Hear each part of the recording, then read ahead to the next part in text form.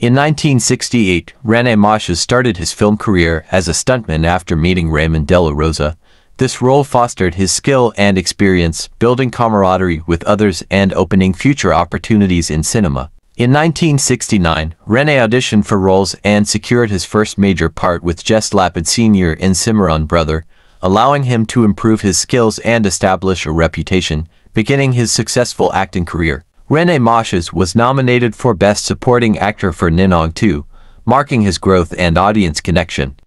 The film highlighted generational talent, featuring Jess Lapid Jr., showcasing the industry's continuity and Reen's dedication to acting. Dun, tara! Sigurado ka ba may gusto sa itong babaeng to? Ayok nga ang ayaw diyan eh. Ganun ba? Di natin pwede ituloy ang... Sa pagkamatay ni Mr. Mundo. Itsahan nyo ng baril yan at i-report na shootout.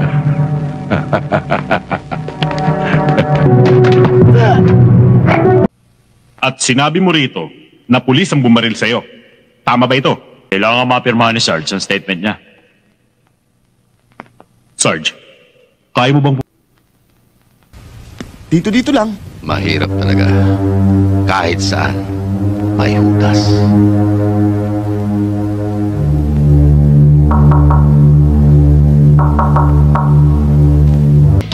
Pasensya na kayo, sir. Naunahan na kayo eh. Naka-table na si Carmen. Ayun oh. Si Kapitan yun ah. Sige na, Rudy. Salamat lang. Sa susunod na lang, Sarge. Oo. Sige ho. Ba't naligaw dito yan? At tumutuma pa? May tinatago pala sa atin itong... Ikaw naman, nakakasiguro ba akong susunod ka sa lahat ng patakaran dito sa kumpanya? Oo, manager. Bueno, makapagsisimula ka na bukas. Sa palagay ko, attorney, meron pang mga 10... Sige ho, attorney. Pahanda ko na. Sir, huwag mo na intindihin yung mga yan. Hinihintay na tayo sa litsunan. Tayo na.